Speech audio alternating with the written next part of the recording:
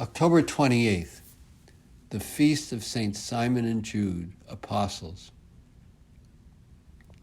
There is a new documentary out called Join or Die, based on the work of the sociologist Robert D. Putnam, whose best-selling book, Bowling Alone, traces the decline of participation in local organizations in our society, which has led to a dramatic loss in the so-called social capital that is so important in sustaining a healthy and fulfilling life. The new documentary goes further, exploring how the lack of social engagement is endangering our democracy. Studies as far back as de Tocqueville in the 1830s have noted how local organizations have been the lubricant that allowed democracy to work in a large and diverse country like America. They offered human contact, a chance to know people outside one's family and work circles, and a sense of belonging and acceptance. By gathering people around a common interest, whether it is their school, music, volunteering for the community, bowling, or any other interest, these voluntary associations help people transcend their differences by drawing them together around a common interest. Churches have always been an essential part of that network of community organizations. They play a key role in bringing communities together and enriching people's lives. They provide a strong and supportive community, a sense of meaning and purpose, and a strong and affirming identity.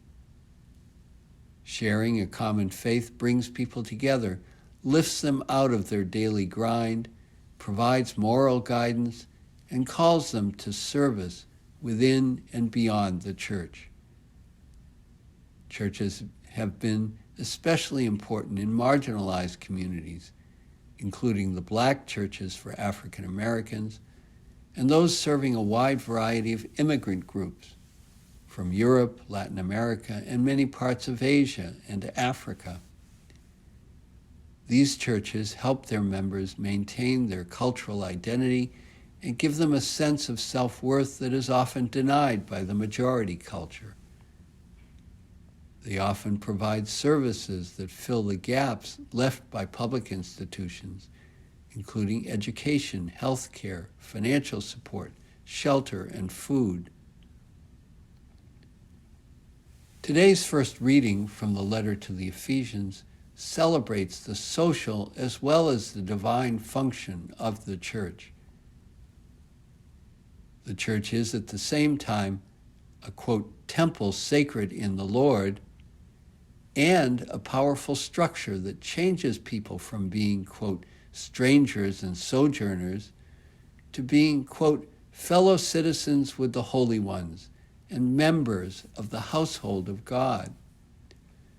This speaks to the essential social function of the church in bringing individuals together into a powerful structure and giving them a transcendent identity and purpose.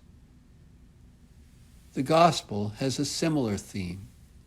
It shows Jesus calling together individuals from very different backgrounds and beginning the long and arduous process of knitting them into a cohesive unit.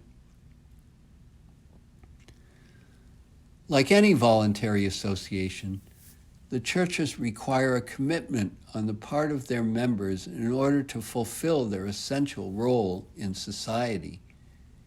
People need to invest their time, energy, and trust in these institutions in order to reap the great benefits the institutions offer to their members and society.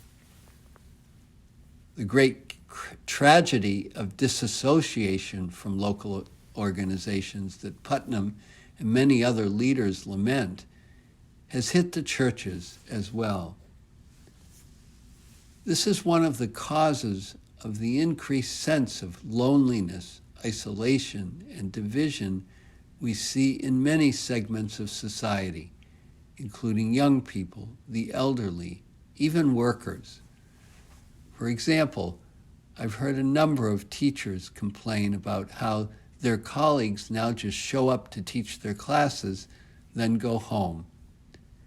They miss the social dimension where they would get together to share their work, trade ideas, tell stories, talk about their students, and of course complain about the administration. This breakdown has made the work far less satisfying. We hear similar stories from other professions. This trend began well before the pandemic, although all the COVID restrictions further aggravated it. We can reverse this disturbing trend only by recommitting to the network of relationships and organizations that sustain a strong community life, including the churches. This feast is a reminder of what a gift our church is, even with all its difficulties. Not only is it the living presence of Christ on earth, but in so many ways it offers us an environment in which we can grow and flourish together in a loving and giving community. Whenever I do a baptism, I remind the parents that bringing their child into the church is taking the most important step available toward giving the child a full, rich, and happy life under the care of Christ in a supportive community marked by strong character and service. Life has too many challenges. You can't go it alone. The church needs our commitment to live out its mission and fulfill its role in our lives and our community. That means not only saying our prayers and showing up for Mass, but also investing our time and energy in some of the activities and service opportunities it offers.